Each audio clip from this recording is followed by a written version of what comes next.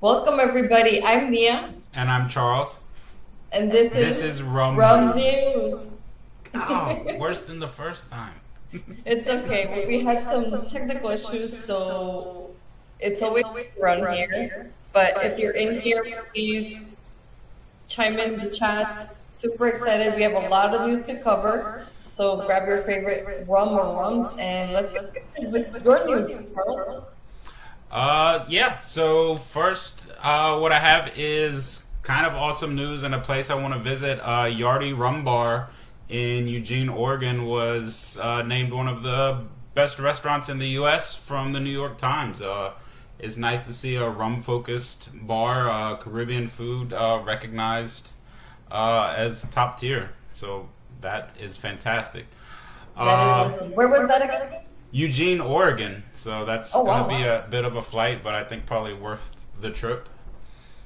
for sure. And then some less good news. We probably all saw earlier in the year about Equiano and some bad news for Ian and the business dealings with them, but he's no longer brand ambassador and really associated with Equiano, which is a bummer because that was a great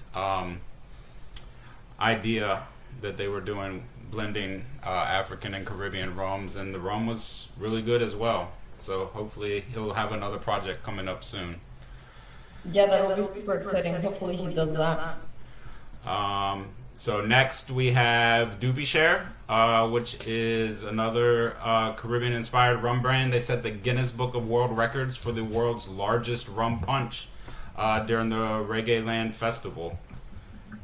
So pretty impressive. 332 bottles of white rum, 750 liters of fruit punch, 21 liters of syrup, so a little sweet for me, 4 liters of bitters, and 800 fresh squeezed limes. So sounds like a fantastic time It there. does. Let's see. Uh, the China spirits market taking a bit of a shift, as is kind of worldwide markets as well. Shifting towards affordability and kind of smaller brand stuff over large brand offerings. So that's kind of something that we see around the world as well. Um, Shifting to mid tier versus high tier, and a crafted story and carefully curated product as well. So I think that trend is likely to continue elsewhere. That makes sense. And China's such a huge market. Yeah, yeah, tremendous market, and I think they're leaning more towards homegrown or at least in the area products, and less on imports as well. It looks like so that will be an interesting shift to the worldwide market. So a cool story of something that I hadn't really heard about before is the rise of rum from Okinawa, um, and they're doing a lot with their sugarcane production. It's decreased as with most places, but they're doing locally sourced sugarcane and what something is kokuto, which I guess is the type of sugar that they're producing on the islands, and they're doing. I don't know if it's going to be agricole style or exactly, but I'm excited to try that. So it's supposed to be pretty different than the Caribbean style molasses rums. So maybe it leans more towards an agricole or younger, punchier rum, which is kind of exciting to try. Yeah, and the Japanese, they're very thorough with everything, so Yeah, yeah, very tremendous exciting. attention to detail, which you see with a lot of the not Scotch whiskeys that they produce, which are just tremendous for me. Yeah. Along that same vein, Taiwan doing the kind of the same thing. They have deep ties with sugarcane, and they're starting to produce their own smaller batch and similar agricole style rums from their own sugar. So there's a lot of interesting stuff coming out of Asia and Australia, but kind of that lesser recognized area for rums. But I think they're producing some really interesting things. It sounds like, so I'm excited for that to get kind of a broader release. Yeah, and another rum news we had covered that they are probably the largest growing segment as far as rum is concerned. So it's exciting to hear that it just continues to evolve. And I kind of peeked at that article about Thailand. It seems like the sugarcane was controlled by the government too, and that kind of switched. Oh So Taiwan, I think for a long time was state controlled. So it looks like. Let me see what I had written down here.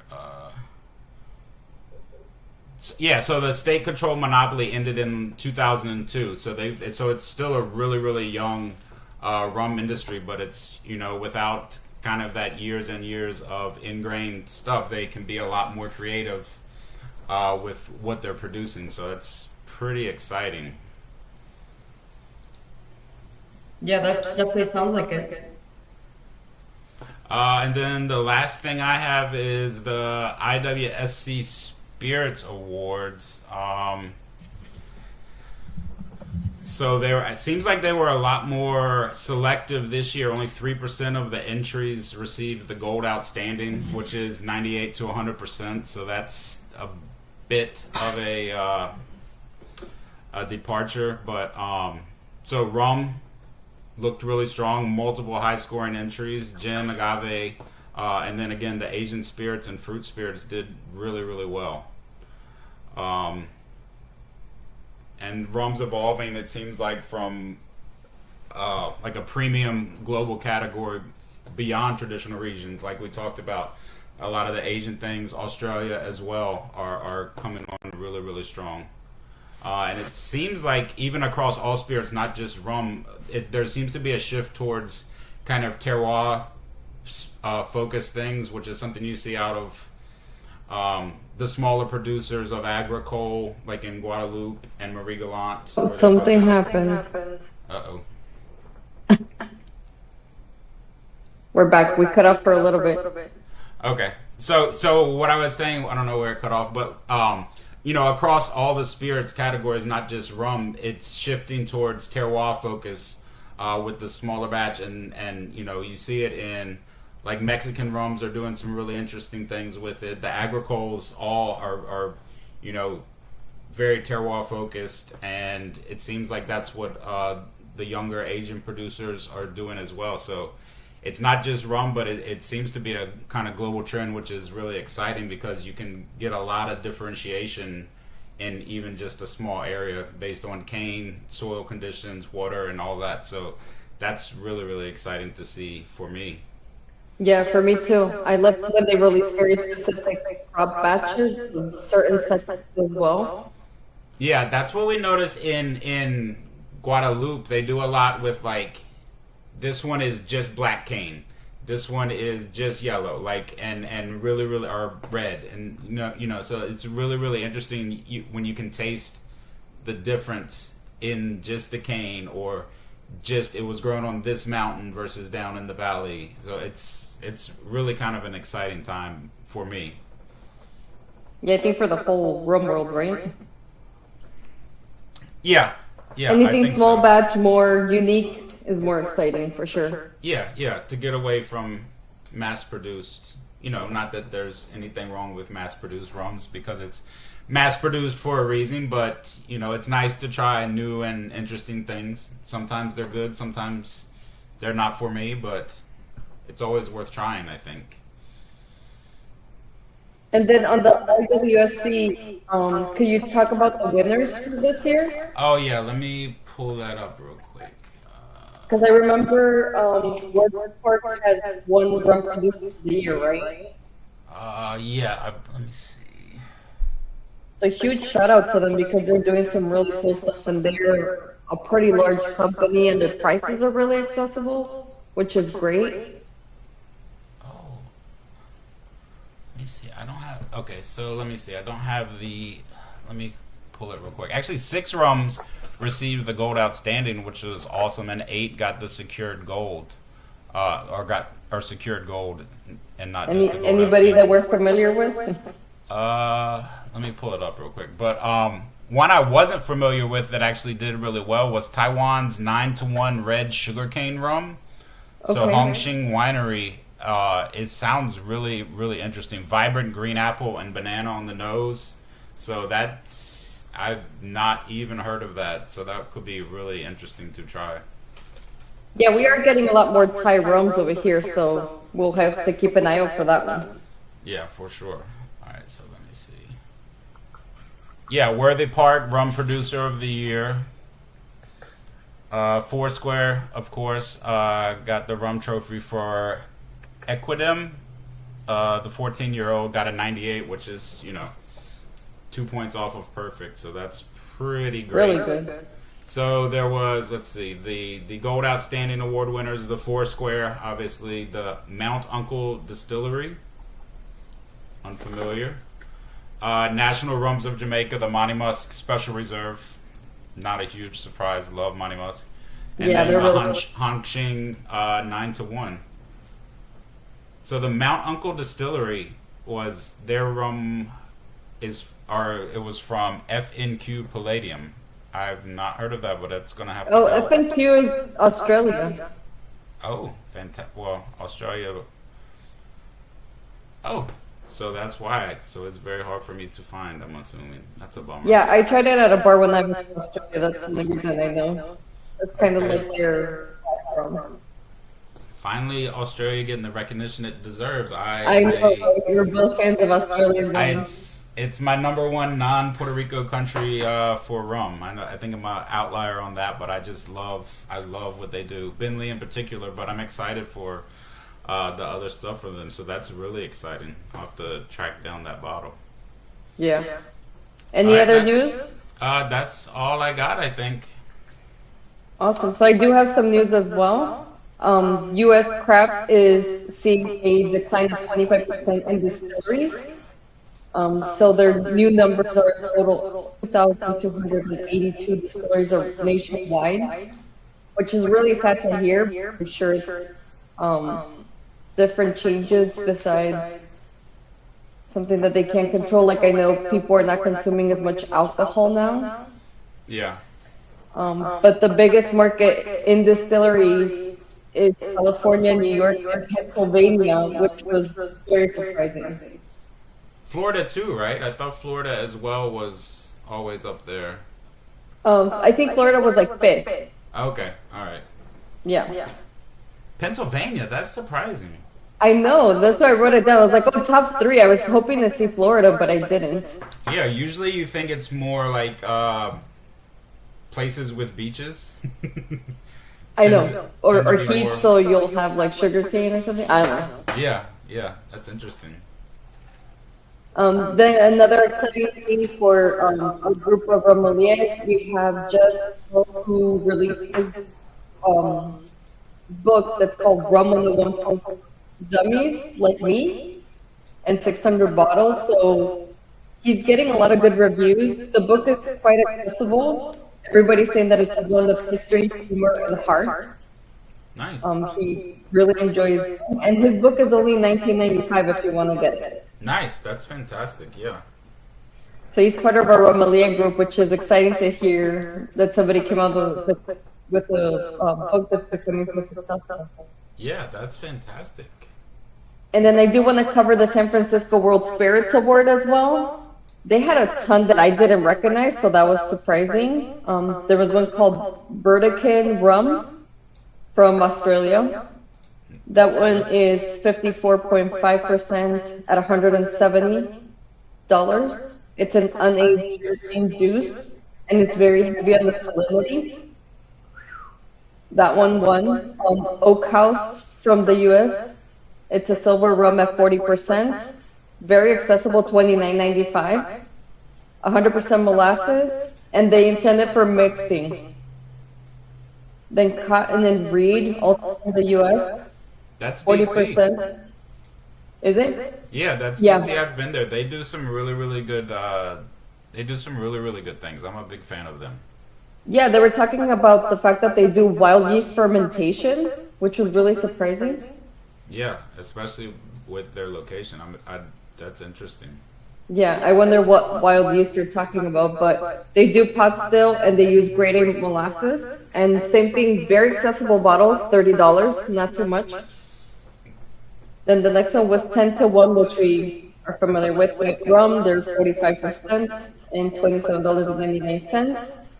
Plantaray 3-star, we know about them. They're 41.2% and $19 a bottle. Then in the age category, I pretty much recognize all of these, which was Worthy Perk Select, Worthy Perk 109, Diplomatico Panas, and Caniche rum from Fiji.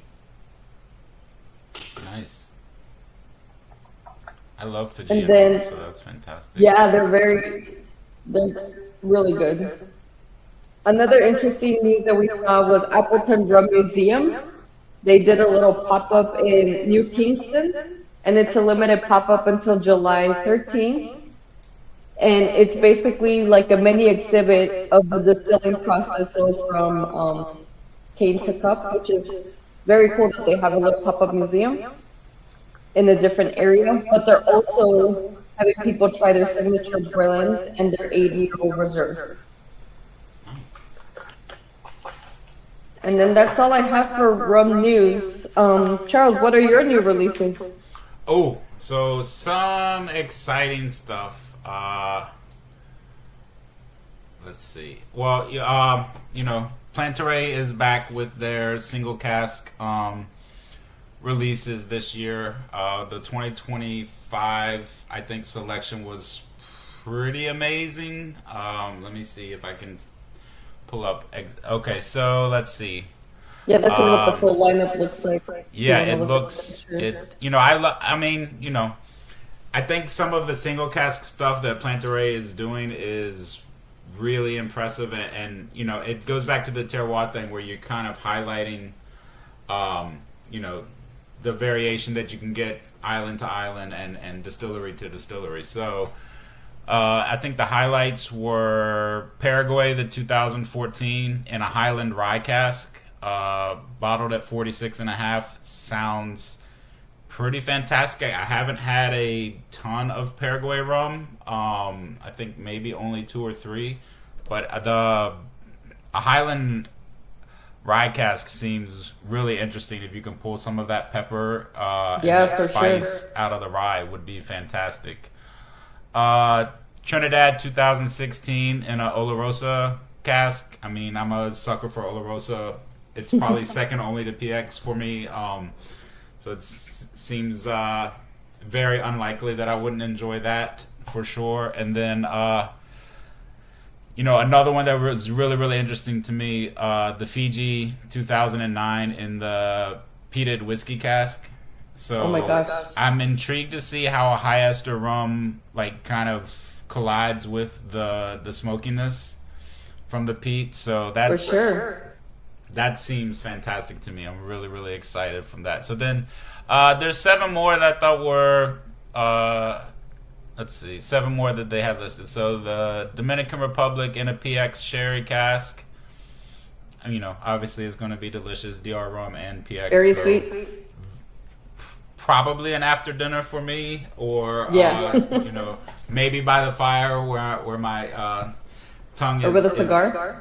Or with a cigar, yeah, exactly. Barbados 2017 in a Marsala wine cask at 48.5%, probably not overly sweet, so I think that's pretty good. Jamaica 2013 in a Madeira cask, sounds fantastic. Fiji in a Pollock wine cask. I'm not familiar, so I have no ideas what that would do to it, but obviously the funk from the Fiji Islands, but the Pollock wine I'm unfamiliar with. One that I thought was, I think the most interesting one to me, just because I'm a lover of white port, is there's a Panama 2019 in a white port cask. It's bottled a little bit lighter at 44.6, so not like a super hot one, so you might be able to get some of the characteristics out of the white port, which could be interesting. So you're going to get like pear and some of your lighter fruits that could be washed out, I guess, at the higher ABV. And then Barbados 2018 in an apricot liqueur cask. Interesting. I mean, Barbados is going to be delicious. Apricots are delicious. So, and then Paraguay 2018 Chardonnay cask. less exciting to me than the rye cask, but I will give it a shot for sure. Chardonnay is, I don't know if it has the flavor to stand up to the rum, but I'm willing to give it a shot. Let's Yeah, see. all of these sound interesting, and I heard that they're doing a lot of whiskey cask finishes, which is very exciting. Yeah, for sure. And they're, they're all reasonably priced. There's not anything that's like super, super premium or there's not a lot of $200 bottles or $150 bottles coming out of Plantaray. So I think that's pretty nice. It makes it pretty accessible. Yeah, because the rum roll has become a little bit pricier as like Bungay single estate come out at $400. It's kind of crazy. Well, you said that one that you listed was like 170 for an unaged rum, which seems ambitious, for sure. Yeah, but I know Australia, they get heavily taxed when it goes up to 40%, and that one was 54.3. Yeah, so there you go. So like when I was there, I bought a bottle of overproof rum, and it was 110 only because it was overproof. Right. Yeah. Okay. Yeah. That's always a bummer. Let's see. The next one I thought most interesting, the Mount Gay cognac cask. I've not had a Mount Gay like master blender release that I didn't enjoy. That is true. They are kind of Trudian has like the taste buds to dream about. For sure. So super excited for that one. Only 6,300 bottles, like $210 expected. So probably a little bit more if you're getting it shipped in. Let me see that one.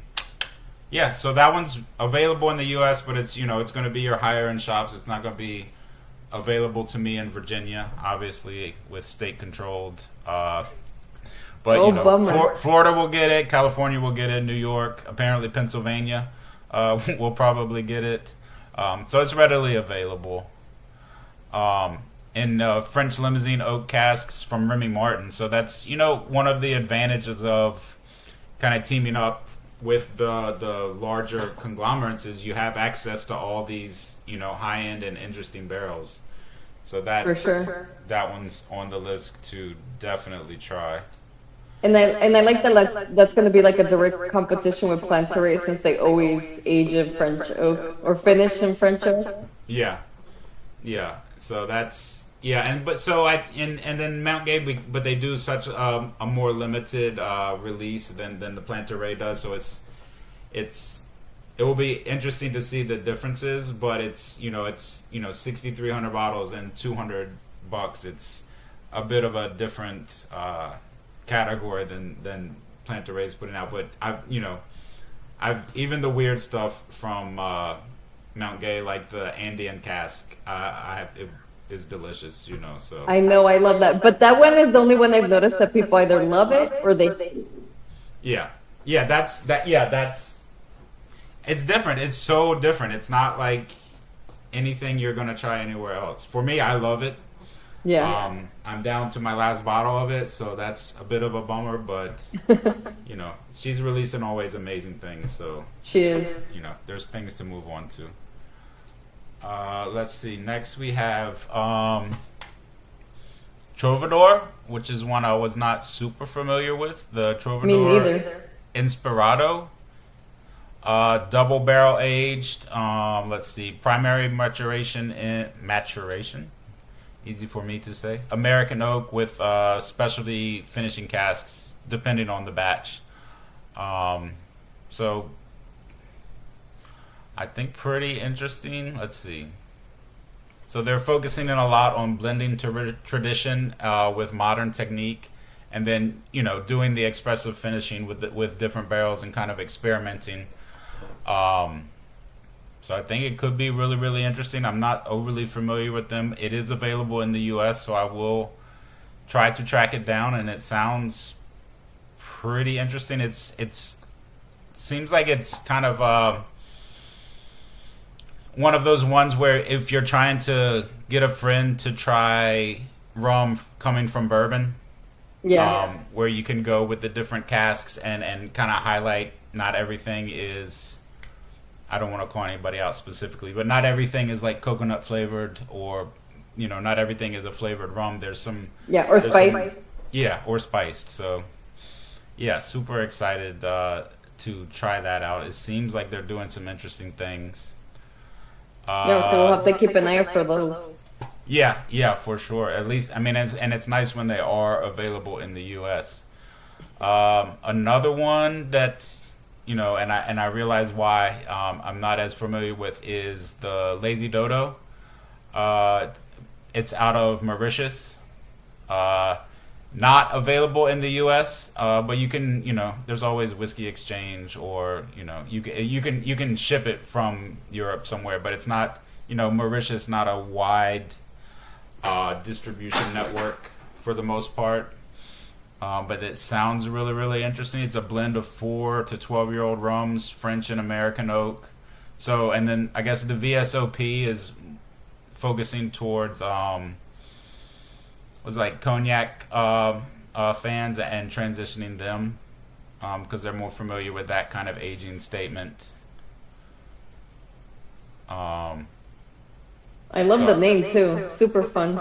yeah, yeah, I'm a fan of that. The bottle looks fantastic. Yeah. I like that. I like that bottle. So this is their first VSOP level release. So they're, I think, still a relative. So it's Gray's Distillery.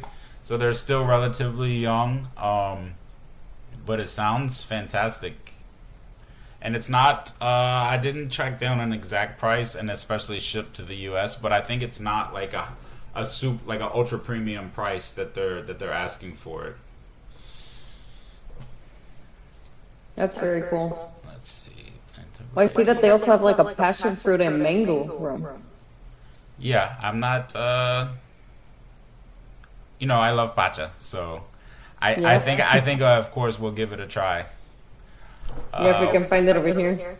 well, yeah, or get John or somebody to pick it up as they travel. the world, Exactly. You know. Rum friends are the best friends. Yes, exactly. So then another one. So this is probably the one that I'm most excited about, just because of one I picked up. Let's see.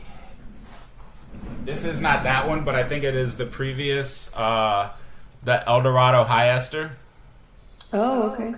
So this is last year, either last year or 2 years ago release, but so they're doing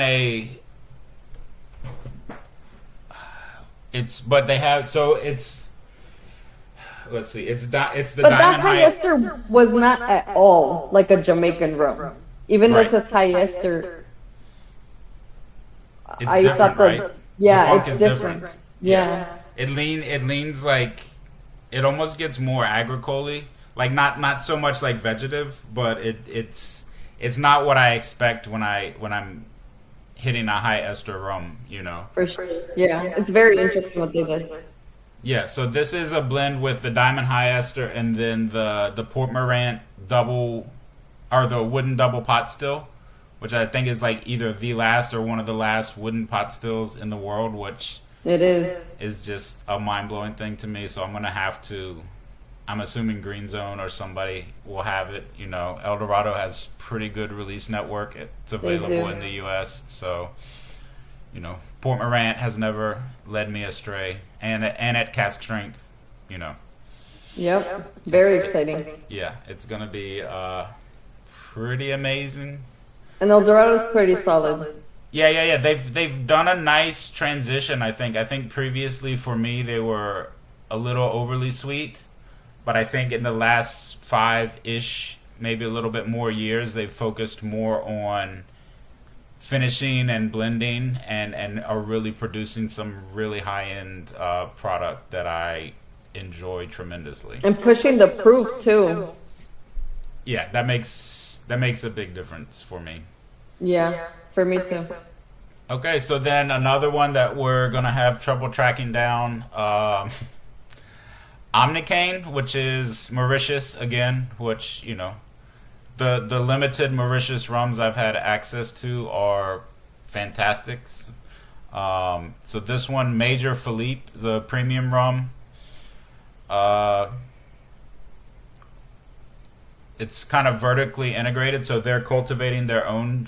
They're doing their own sugarcane, controlled fermentation, modern distillation, and then aging in French oak, American oak, specialty cask finishing things. So, I think Mauritius is on the rise as well. You know, right there with apparently Okinawa and Taiwan. So that one will be harder to track down. Mauritius, I think mostly we have, I guess, formerly Equiano, and you know, if you get like a Plantaray or something like that, that will do a Mauritius. I think Transcontinental maybe has one. Holmes Key maybe has one. Oh, the one that's kind of like a peak, like a pyramid.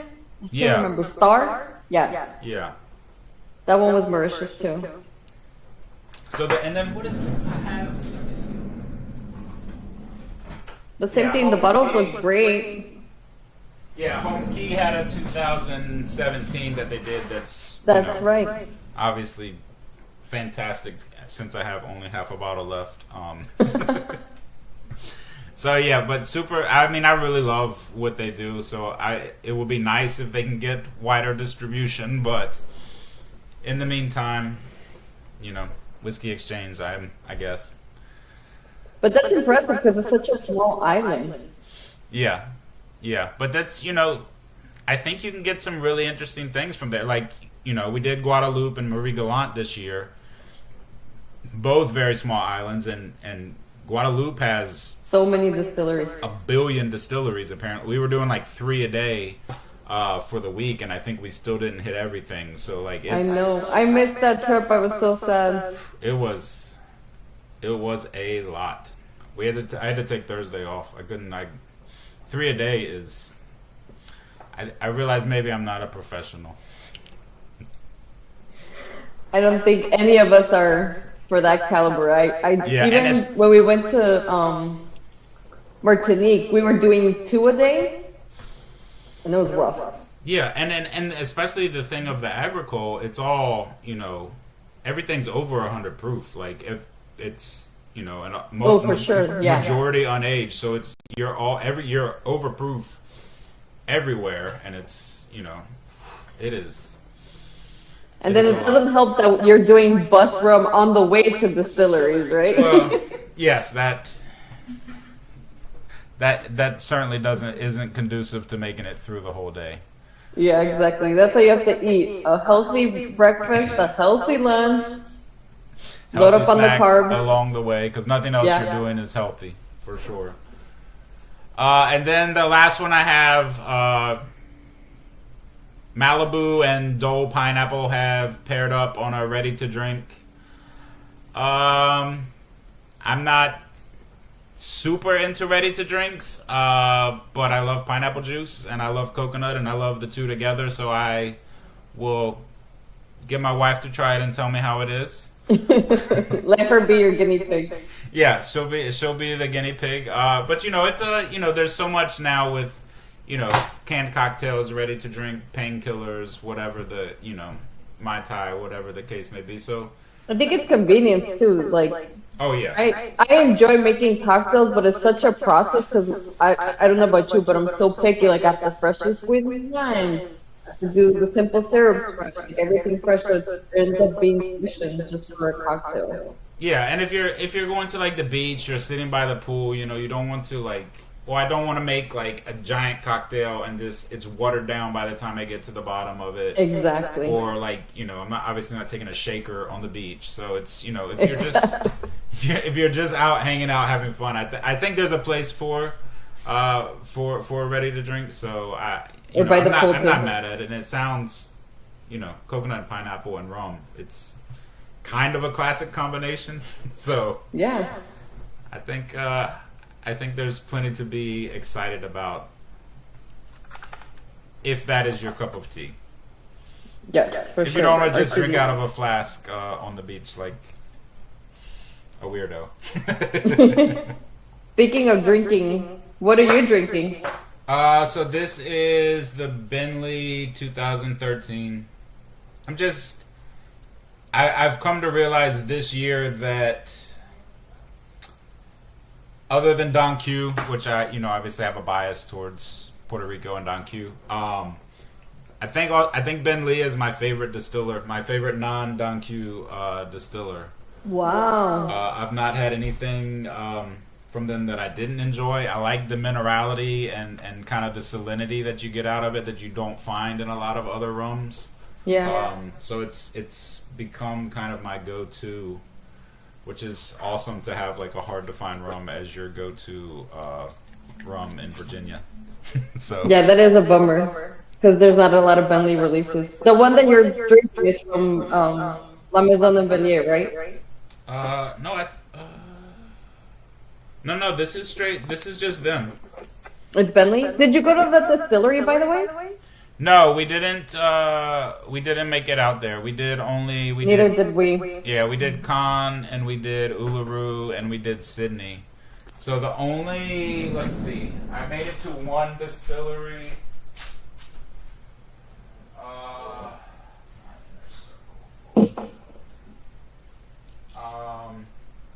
I made it only to one distillery that it's kind of local of Sydney, which was great. They did some really interesting things with different types of sugars. They did a whole series with like different grades of molasses, different sugars, and just to and produce them the same way to see the variation. So, I'm a sucker for Australia, but Binley is number 2 for me. Your Number favorite one is, stuff. yeah. Number 1 is unquestioned, and probably Vanessa would stab me if I ever said it's not number 1. So. Well, Dunko is a classic, so I understand. They're great. Yeah. And I love, it's kind of in the vein of what we're talking about. They're doing all sorts of interesting barrel agings and different. Wait, I thought I had a Dun Q as well. Didn't I have a new release Dun Q? Yeah, was that double? Yeah, the PX Cast Dun Q. Mm-hmm. Oh, I didn't have that one up. Yeah, so speaking of Dunko. Speaking of Charles's number 1 distillery, Don Q is doing a PX, only about 2,000 bottles it looks like, so it's going to be a trickier one to find. 88 proof, which is, that's my one beef probably with them, is they don't do a whole lot of Higher proof stuff? Yeah, so. Are they column? Let me Do see. you know? I don't remember offhand. Okay.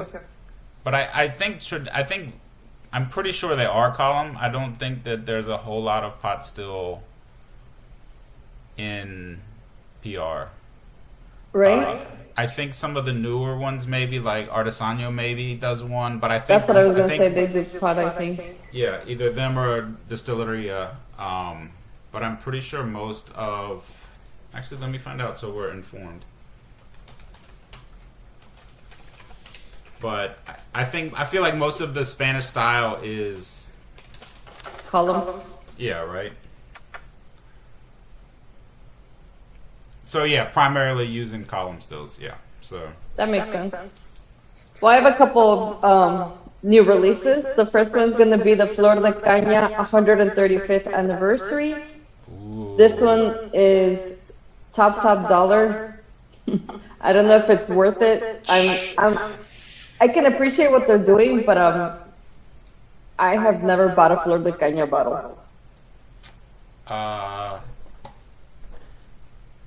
The only interesting thing that they're doing is this 700 milliliter bottle will be $4,000, but they're also releasing 100 milliliter smaller bottles at $630.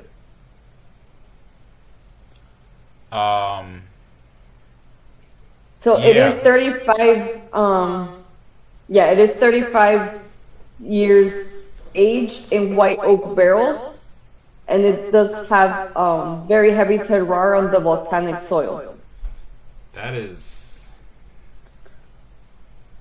ambitious, I guess. So from like their regular offerings are almost all under 100 or under $50, right? And then they're just jumping straight to. I mean, it's a beautiful bottle. It is. It's beautiful in the box. I will taste it at a bar, maybe. I will smell it Yeah, at a like a bar. pour. I will sell it at a bar, certainly. I'll split a Yeah. half pour with you if when we get together. That's fine. But yeah, go for them. I mean, you know, El Dorado did it, so I have faith that people that have made traditionally sweeter rums can transition to, you know, interesting and high end rums. So I'm not opposed to it, but the price point is a bit high It is. for me. But Brugal does these level of releases. I've never tried the Papandres or those like high-end releases. Have you? You know, maybe well, nothing that was like priced that high at release. You know, like John has all this stuff that has, you know, secondary market is through the roof. So I've tried that stuff, but I haven't had anything that's like aimed directly at like, hey, you can buy a car or you can buy this bottle. Literally, You know, this is crazy though. $4,000 seems like a lot.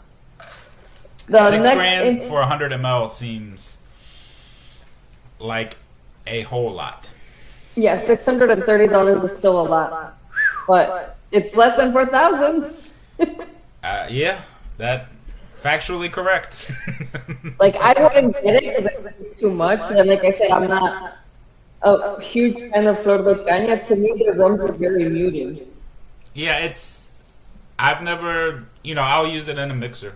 Like that's Exactly. for me. That's where Flor de Caña is at. But if they had maybe like ramped up to this with like, hey, now we have a $120 bottle. Now we have a $250 bottle. Like if you start gradually going up and the quality's there, you might talk me into tasting it. But like, Yeah. that's a jump. Yeah, for sure. Then the next interesting release is Starbucks in India. They're releasing a rum-inspired coffee, which I thought was interesting. It's going to be called the Barrel Plum Americano. We're obviously not going to get it at first, but who knows, right? Which would be interesting because I know like Seattle location, they actually sell liquor as well. So is it going to have rum in it, or it's just rum inspired? No, it's just inspired. So they're using spices to mimic rum. So molasses? Probably spices, like a spice rum. I'm not Starbucks is not my bag, but Vanessa will try it. I'm certain. Yeah, Starbucks is not my bag either. The next very exciting release, but we'll have to see the price point, is House of Rum is releasing a Caroni Trio.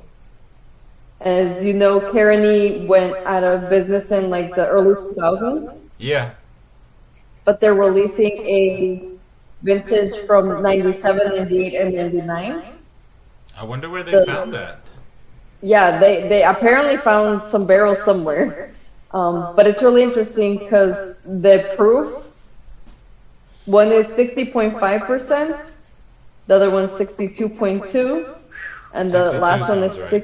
62.7%. That's So it'll be exciting to see the price. yeah. Because Caronis tend to be very expensive too. Yeah, the one I have is 55%. Yeah, they're very, very. How big are the bottles? Did you say? I'm not sure, but everybody's it's- tending towards 700 ml now. Okay, that sounds about. Yeah, that's. Garoni is a acquired taste, I think. It's very aggressive. It is, yeah. It's certainly not for everybody, but if for the people that degenerates like you and I think probably will want to pick that one up. Yeah, some people say it tastes like burnt band-aids, and I don't know. The ones that I tasted didn't. Vanessa taste like says Vanessa says turpentine. Oh, I've heard that too. Is what she gets. So I'm not as familiar with turpentine as she is, so maybe, but for me, it's I'm a lover of Isla Scotches, so for me, it's it's a Exactly. as a cousin down the road or something from that. Exactly. Yeah, that makes sense. And then the last release that we'll see maybe I'll buy a pour somewhere because unfortunately the last bottle of Cruisin' I bought, I ended up putting it down the drain. I wanted to do some dark and stormies, and I got the blackstrap molasses. And to me, at this journey of my rum journey, it was like syrup. So I had a little sip, and it was like, this is terrible. So, Yeah. but this is a little bit different. It's gonna be an aged rum. It's gonna be called the Island Reserve Blend, and the bottle's gonna look like this, and it's gonna be a blend of 13, 16, and 20-year-old rums, and it's mainly 5-column distillation, and it's molasses. So hopefully they don't add sugar, because that's the only thing that worries me about Cruisin'. Yeah, that's Coloring, sugars, anything of that nature. Hopefully none of that. I mean, I will give it a try. I will give it a try at a bar. I will not. Yeah, exactly. I'll buy a pour. Yeah. But Cruzan for me never really does it. I don't want to disparage them. People like it. Their marketing is fantastic. There's a market for it. Obviously, there's people that like to just get drunk. So that's cool for them too. But I can't have. Their too much bottles are sugar and accessible alcohol. too. And their bottles are accessible too. Like they're not Yeah. expensive. So Yeah. It's a good. It's a very affordable rum. That's for sure. Did you say the price of this one, or you didn't have? You couldn't find no, it? let me look it up. I'm assuming it's gonna be like $30. Yeah, I would think 30 to 50 probably, because I mean Cruzan, I think the highest I've ever seen is like 35 maybe. I mean, look, the bottle's pretty. So Yeah, their bottles are pretty nice.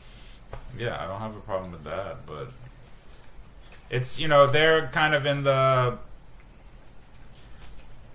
Florida Cana, so like about 50, 40 to $50 it looks like online.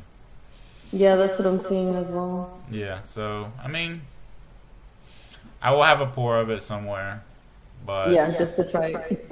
I'm. Oh, and I this quite- is what the Caroni bottles are gonna look like, which are really cool Wow, those are beautiful. I Yeah, know. that's gonna cost me some money. with the demons. Yeah, pretty awesome. They look very cool. And it's sold as a trio. No, you can buy them individually. Okay, But okay, they're all right. replacing the 3 vintages at the same I time. got you. Yeah. Okay. All right, yeah. So 70 CLs. Those are beautiful. I Okay, know. that makes it more because I'm gonna have to buy Appealing? like 3. If I have to buy 3 70 CL bottles at once, I was like, that's gonna be like $1,000. Yeah, especially Caroni for sure. Yeah, exactly. But I wonder if they got it from Sheer or if I don't know. Oh, that's a good point. Yeah, I mean, I wonder how many barrels like Sheer has kind of poking around, or if they bought it from I can't remember who bought the rest of them. But yeah, like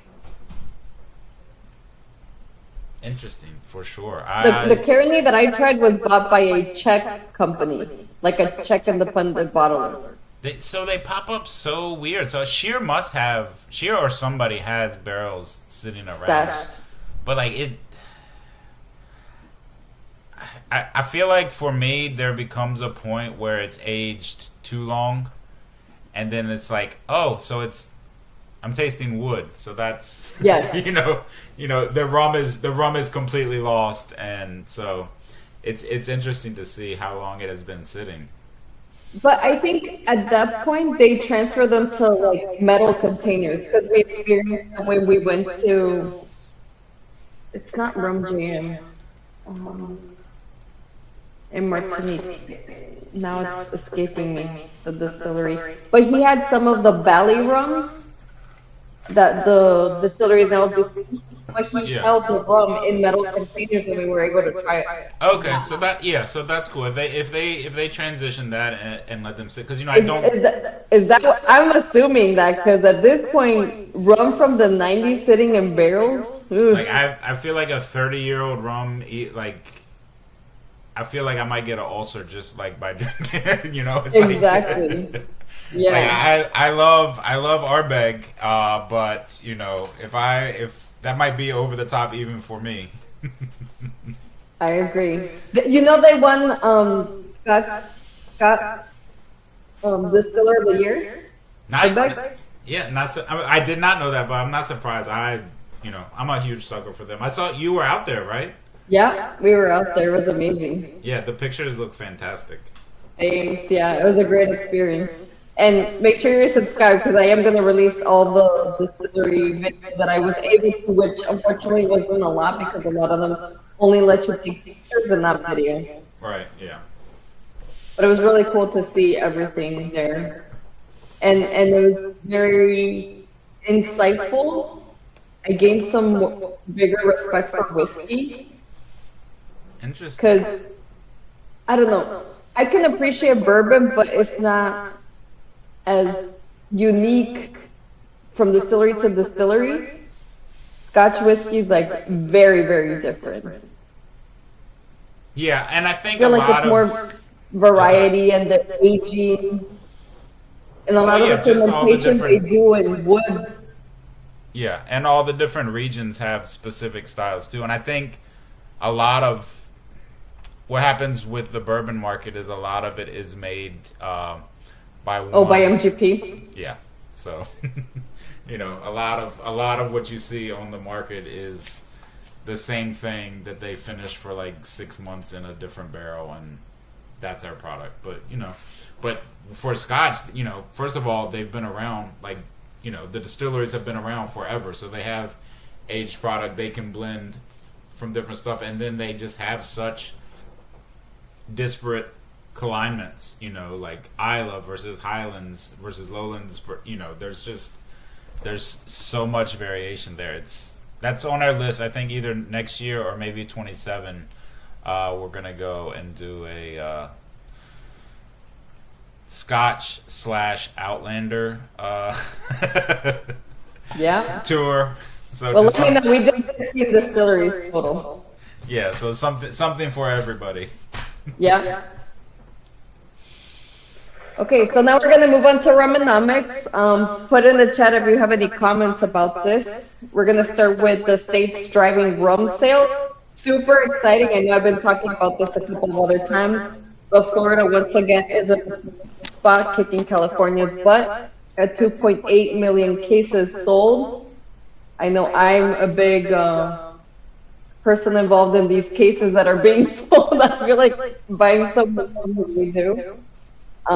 So California is next at 2 million cases, then New York at 1.5, and then there's quite a jump to New Jersey at 918,000 cases.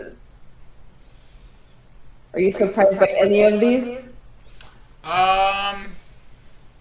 I would think New Jersey just because of the weather, but there's a large transplant population, New York, New Jersey, Of the Caribbean? yeah, Or- there's tons of Puerto Ricans, Dominican, our people I are was surprised everywhere. by New Jersey. Yeah, I think, but you get a lot of also New York, and then I think people transition out. Like, there's more Puerto Ricans in New York than there are in Puerto Rico. So, like, Yeah. there's, it's a tremendous market. I mean, it's adjacent to a tremendous market, so it's not like super surprising, even though you maybe don't think about it initially, because it's not like Nevada, which I think is up there also, but that's all tourist based and just turnover based. People are coming out there to drink. Yeah, for sure. That makes sense. Yeah, so The next thing that we read into is the U.S. spirits is increasing to 46.9. So bars and restaurants are noticing an increase of on-premise sales. Tequila's leading by 13.6%. The other interesting fact that they mentioned was RTDs. yeah. Yeah, I think the ready to drinks are kind of following generally the rum kind of market. Like, they go up when we go up, but it's driving a lot of the spirits growth, the ready to drinks, because I think generationally, there's a transition away from beer. There's a transition away from like really high Wine priced too. They were saying cocktails that wine and wine. is sliding down. Yeah, yeah. I think spirits. It's like our largest. Our. It's the largest. Um, like the largest value share that spirits has had. They're overtaking beer.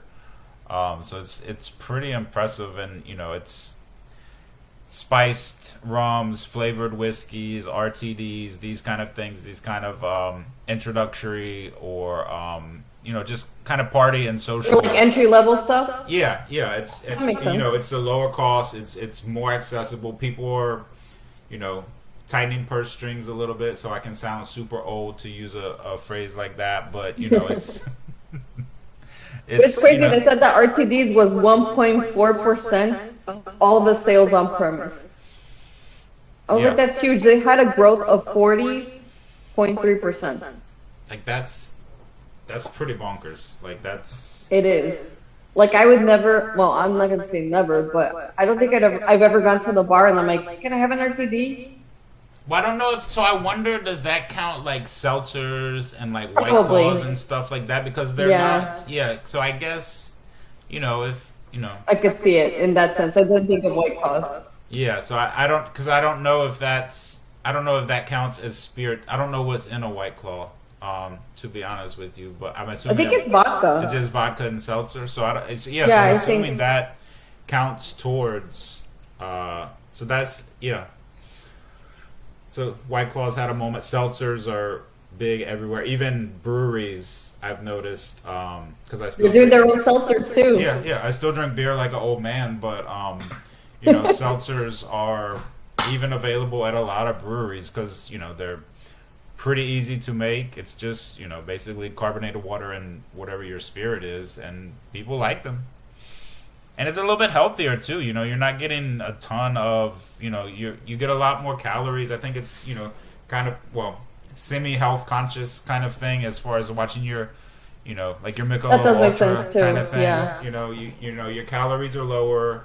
You're not putting a ton of if you have like speaking of getting older, I'm having now an issue with like gluten. So like I can see, if you have like a semi-gluten intolerance or something like that, you want to go with Yeah. the seltzer. So it's the market is there, and I mean, and obviously they're taking advantage of it. So that's great.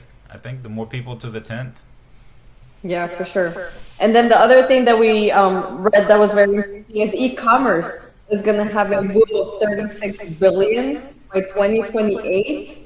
That is insane. And we're talking about across platforms. In China, apparently they have a lot of liquor sales on the platform that's a TikTok, but they sell liquor on there, which is That crazy. sounds amazing. I know. I'm like, how does that work? Like, sell liquor on TikTok? That sounds like a recipe for going broke. I know, right? It's like But somebody yeah, does a dance, puts a bottle, and you're like, oh, yes, let me yeah, get the. yeah, 100%. I'll take that. I mean, that's not super surprising. Like, just some of the new releases, that we talked about, we can't get them here, but Whiskey Exchange, there's places that'll ship, and even, like I said before, in Virginia, since we're state controlled, our rum selection is really, really limited.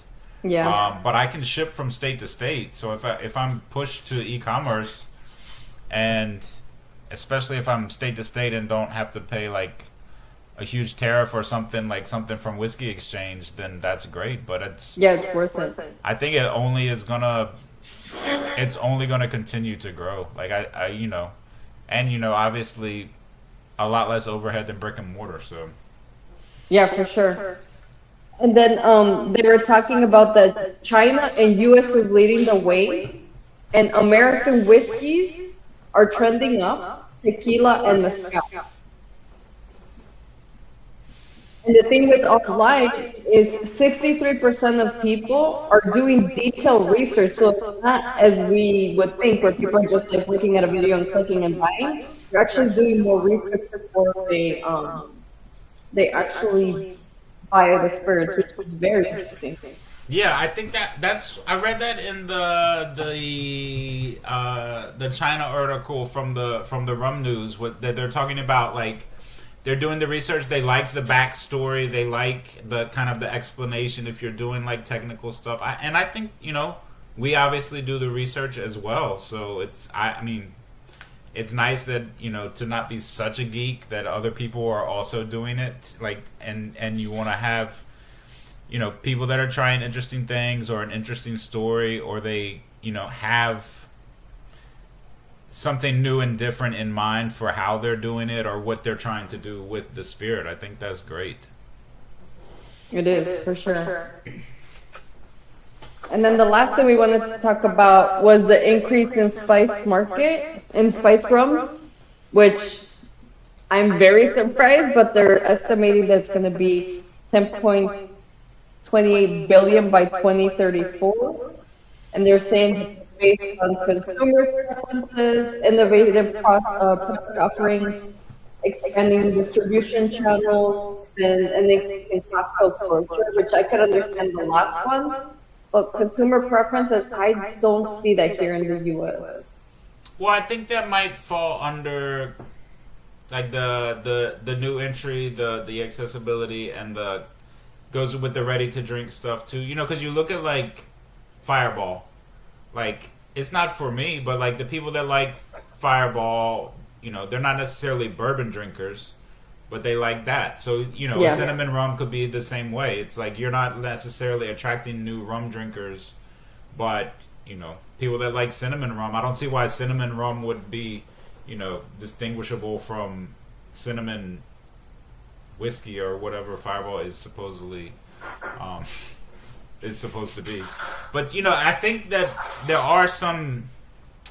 I'm generally not a proponent of spiced rums, but I think there are some interesting options. Don Q, to show my bias again, I love their spiced rums. I had in Australia one where they're using like local and aboriginal spices and plants that you don't see. And, so if you're doing something pseudo terroir based, that's like local stuff that you're not getting anywhere else. That's very exciting. Yeah. And I guess it falls under spiced, but it's not what you think of as like a traditional like Kraken or Captain Morgan's or something like that. Because I saw Captain Morgan's continues to lose market share.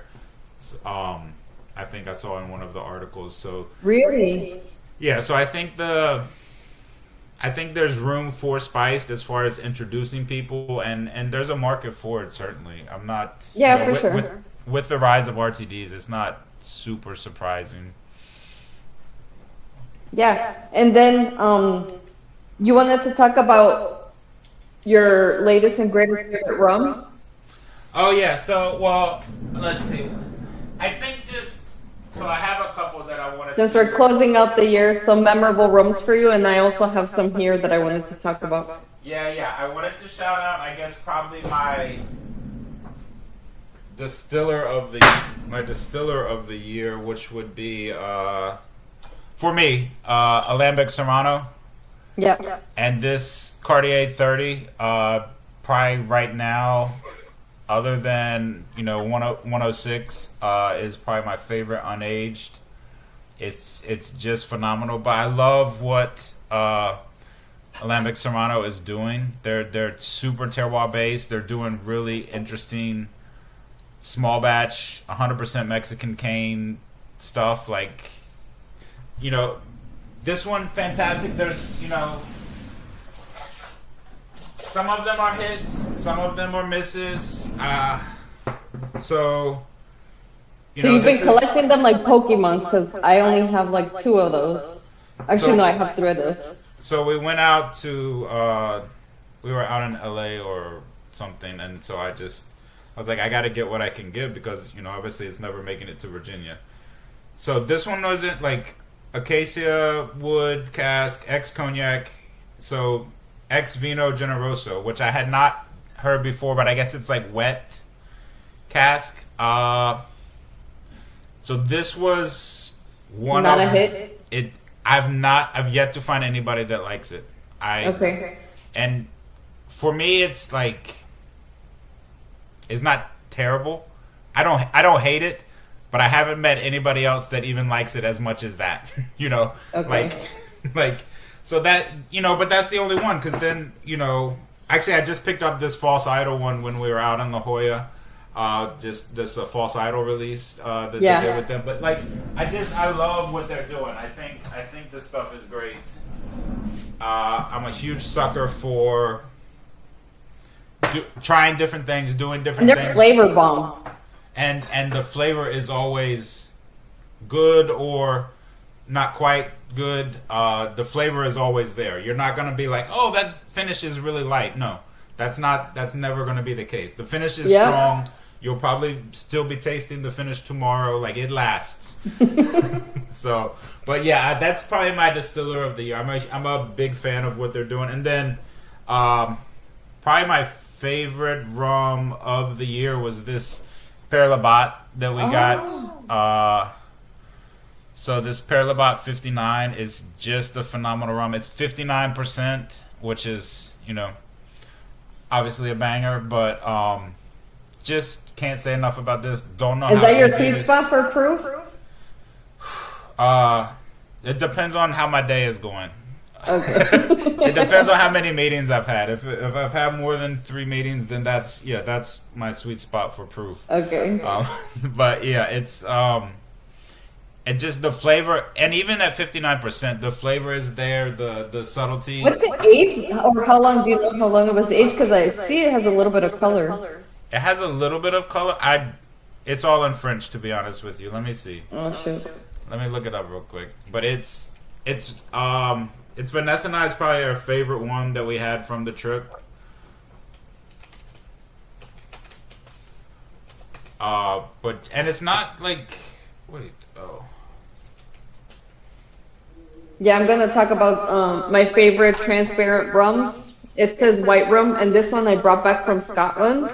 Ooh. It's an agricole style rum. Because of what we were talking terroir, it does have some smokiness to it and a lot of salinity. But it smells like the nose is like a rum agricole. It's Seawolf. Stay tuned for a review on this one. I actually went to a bar in Edinburgh, and the girl made me a daiquiri. And then I said, "Oh, do you have anything with a rum agricole?" She's like, "For a daiquiri, you don't want like a Cuban rum or something like that, because obviously they have Havana, like actual Cuban Havana club over there." And I was like, "No, I'm kind of craving like a rum agricole." And then she gave me this. And then there, I guess, like a group of bars, and one of the bars has a license to sell. So I went to their other bar and bought a bottle and brought it back. Nice. Okay. Another one of my favorite transparent rums this year is the Grander Panama rum, their Cane Harvest. Really good for daiquiris too. Nice. Have you tried this one? I have not had that one, but I'm a tremendous proponent of Grander. I think they do amazing things, and they do all the different barrel finishes, the different barrel picks that they do for different places. I really, really love their stuff. I'm a huge fan, so I'm excited to try that. Yeah, this one's really, really good. I'll send you a sample. It's very, very different to what he's done before. And he said it was column distilled, but it has a ton of flavor. Interesting. And he said it's the varietal of the sugar cane. It says it's Cherokee Panama Estate Growth Sugar Cane. Nice. Excellent. So yeah, it looks like minimally aged or not aged on that one. So, but the color looks like 6 months maybe. Yeah. Yeah, I would say under a year. So maybe just not enough to put a statement on it, or maybe barrel rested or whatever it's called. Yeah, for sure. And then age, I do want to talk about this new flavor rum. I call it the Caribbean Pale from Down Island. It's from Clarendon, which is a distillery that is not open to the public, but they have phenomenal rums. So I believe is FRS pick and release, right? Wait, let me see. Hold on. This is the Jamaica 2008. And it's a ex-bourbon and ex-Sauterne cask. So it's got a lot of funk, but some sweetness. It is 59.5%. Really good rum. You said Jamaica I have the 2008. I have the HD 2014. No, I have a Yeah, different that's Hamden. Yeah, This yeah, one's yeah. the Clarendon. Oh, I didn't pick that one up then. Okay. Very good. All right. Top for this year. I'll have to see if there's any available. But yeah, the Hampton. So this was another one that I loved. That one was really good too. Yeah, Yeah, this one- I'm yeah, a that big was- fan of Hamden. They're quickly becoming one of my favorite distilleries. Like anything I see from them, I'm like, oh, I'm gonna go grab it. Yeah, yeah. No, well, I mean, plus, you know, the property itself is just pretty magical. Gorgeous. It is. Yeah, probably I think my favorite distillery that we went to. I'm pretty sure. Yeah, just the history and their pots that you see there with all the patina. Oh, gorgeous. Yeah. Yeah. Another favorite of mine for this year, aged and a little biased, is Blind Gang Rums Orange Cask Finish Rum. Amazing. So it's aged in French bourbon for 4 years and then finished up to a year in an orange cask. What does that mean? It's just finished in an orange liqueur cask. Oh, okay, all right. So like a Grand Marnier. So I was like, I had not heard I know, I said orange orange. cask before. Yeah. Okay. An Nice. orange liqueur. This is really good too. Yeah, Love I bet. this. Nice. And then as far as flavored stuff, if you like coffee as much as I do, you obviously love coffee rum. And this one is Revenge Rum, which is a local distillery here in Wisconsin. They're Blackwater rum, so they basically steep coffee in their rum. And it's Guatemalan and a Brazilian blend, and they cold brew it, so they don't heat it. They cold brew it and then they steep it, and they put it. They steep it in the rum. Yeah. Interesting. The only thing with this one is Sugar added. no, they don't. Okay. Nice. No, because the owner is diabetic, so he prides in not putting any sugar to anything. Nice. That is fantastic to hear. Yeah. The only thing that's a little disappointing with this one is the proof, but the quality of the coffee is so good that it's. But the proof is 50, so 25%. Oh, jeez. So a liqueur. I wouldn't even consider this. Yeah, a rum, I but know. I it's was really like, wait a good. minute. Am I not mathing correctly right now? Because that's. I know, but it's really good. I really enjoyed it. And they were doing at their launch party. They were doing rum-tinis. with the coffee liqueur. I mean, look. I'm a sucker for coffee liqueur, so you're not gonna hear a bad word out of me. I love it.